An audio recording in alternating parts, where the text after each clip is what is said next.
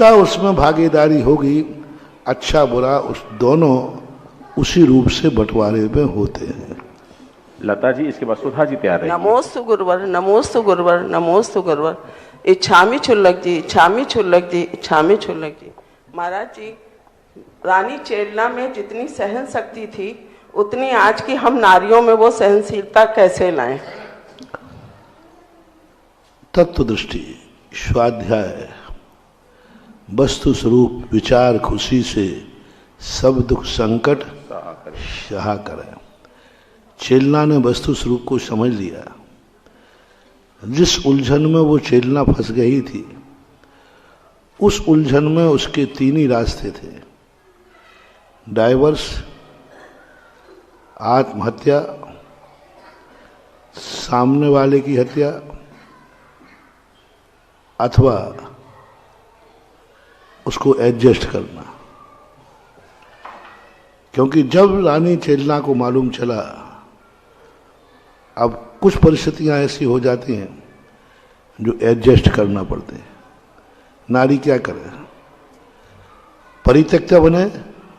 नहीं, छोड़ नहीं सकती, क्योंकि राजा है,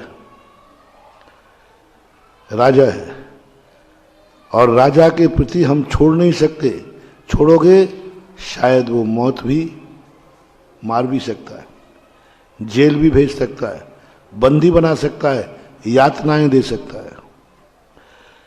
सुसाइड करना एक रास्ता था उसके पास,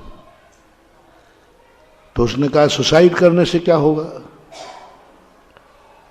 हमारी जिंदगी खराब होगी, हमारा भाव बिगड़ेगा। तो उसने संकल्प किया, जूझना ही हमारा धर्म है।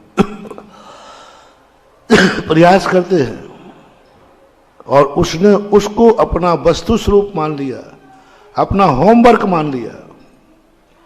होमवर्क मान लिया कि मैं और मेरा पति दोनों विपरीत हैं। हमारा होमवर्क है कि एक दिन पति को सच्चे मार्ग पर लाके रहूंगी। यही मेरी सर्विस है, यही मेरी नौकरी है। कई बार आप लोगों को ऐसे कार्य करना पड़ते हैं नौकरी में, आप करना नहीं चाहते। जैसे कोई कलेक्टर है, कोई फाइल मंजूर करना है पोल्ट्री फार्म की, लोन की, और लोन मांसाहार का है, क्या कलेक्टर मना कर सकता है? नहीं कर सकता। बाहर से कोई गेस्ट आया है, मांसाहारी है, विदेशी है, कलेक्टर की कस्टडी में है, उसको बिल पास करना पड़ेगा कि नहीं?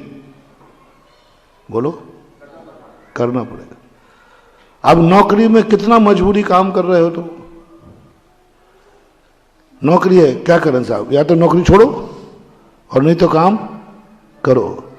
ऐसा ही व्यक्ति जब गृहस्थी में रहे, महारानी चेलना ने कहा कर्मों की मार से ये मजबूरी है, या तो मरो और या करो। उसने उसको होमवर्क मान लिया, अपनी नौकरी मान ली, अपनी ड्यूटी मान ली। योद्धा इसलिए लड़ जाता है, उसको भी प्राण प्यारे होते हैं। बोले लड़ूंगा, मरूंगा तो मर जाऊंगा, लेकिन लड़ने का प्रयास वो पूरा।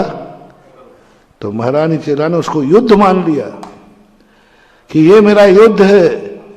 यदि उनको अपने पक्ष में कर पाई तो ठीक, नहीं कर पाई तो आज मरूंगी कि कल मरूंगी, मरना तो है ही। बस ये योद्धा बन के कूद गई, वो एक मजबूरी मान के घूम गई। और पुरुषार्थ, कोशिश करने वालों की कभी हार नहीं होती, हार नहीं होती है। एक चींटी दाना लेकर 100 बार दीवार पर चढ़ती है, गिरती है, फिर चढ़ती है, आखिर उसकी मेहनत बेकार नहीं होती है। 100 बार फेल हुई है महारानी चेलना, 100 बार फेल हुई है। मौत थी उसके जीवन में, कई बार तो मौत को भी आदेश हो गए, आग लगा दो महारानी चेलना के महल में। उसने साहस नहीं खोया, उसने साहस नहीं खोया और मेहनत करती रही। जीवन के अंतिम पड़ाव पर आखिर उसने पूरे पति को सम्यक दृष्टि बनाया और इतना धर्मात्मा बनाया कि वो आगे आकर पहली 24वीं में पहले तीर्थंकर बनेंगे।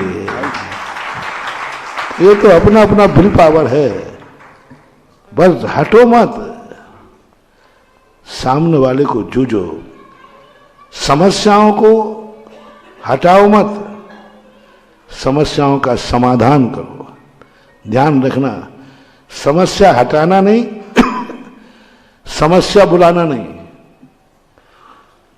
और समस्या आ जाए तो पीछे हटना नहीं, उसका समाधान ढूंढो।